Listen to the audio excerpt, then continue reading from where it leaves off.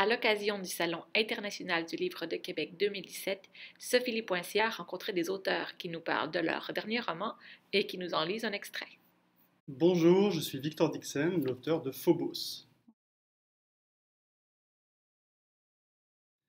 Alors c'est le directeur technique du programme, Monsieur Locke, qui pose la question dans son micro. Léonore, 18 ans, citoyenne de la République française, sponsorisée par la maison de luxe Rosier et Mersognac, cosmétiques, alcool fin, mode et joaillerie, responsable médecine.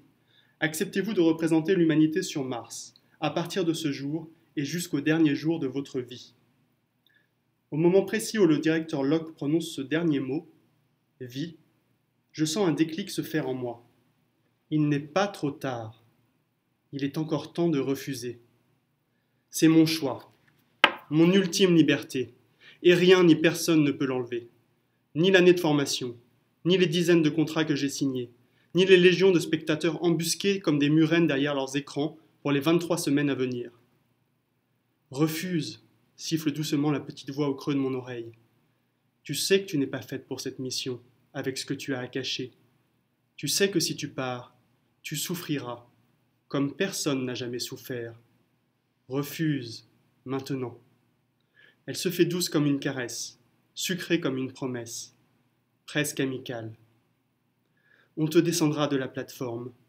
Tu perdras la lumière, la gloire, l'infini de l'espace, pour retourner à l'ombre, à l'anonymat, aux boîtes de pâté pour chiens à la chaîne, à ce petit monde étroit de la terre, sans aventure, sans caméra, sans douleur.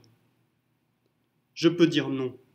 Ce serait dingue, à la limite de la folie furieuse, mais c'est possible, c'est carrément possible. Il faut juste un courage de malade pour le sortir, ce petit mot de rien du tout, cette syllabe minuscule, quand l'humanité entière attend que je dise oui. Quant à Serena, qui croyait si fort à moi, qui a fait le pari de choisir une orpheline dont personne ne voulait, elle comprendra. Elle m'a toujours comprise et accompagnée, depuis le début, quels que soient mes choix. Eh bien, Léonore, grésille la voix du directeur Locke, j'attends votre réponse. Les garçons attendent votre réponse. La terre est suspendue à vos lèvres. Je relève lentement la tête.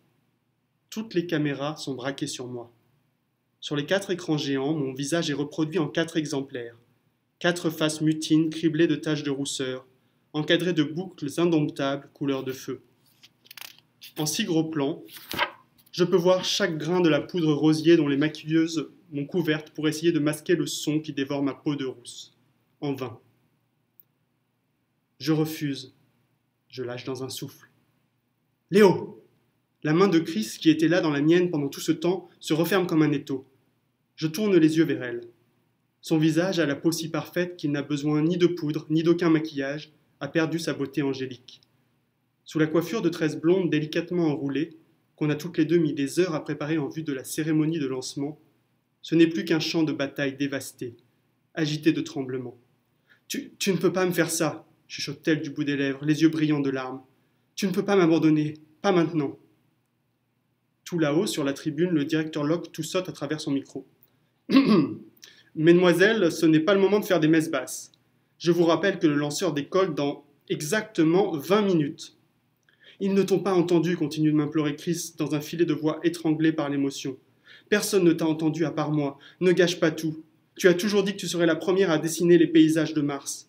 Dis-leur que tu acceptes. Oh Léo, dis-le-leur, je t'en supplie. Dis-le, pour toi. Pour moi. Je ravale ma salive. Il n'y a plus de petite voix derrière ma tête, plus de flageolements dans mes jambes. Le moment où j'aurais pu changer ma destinée est passé.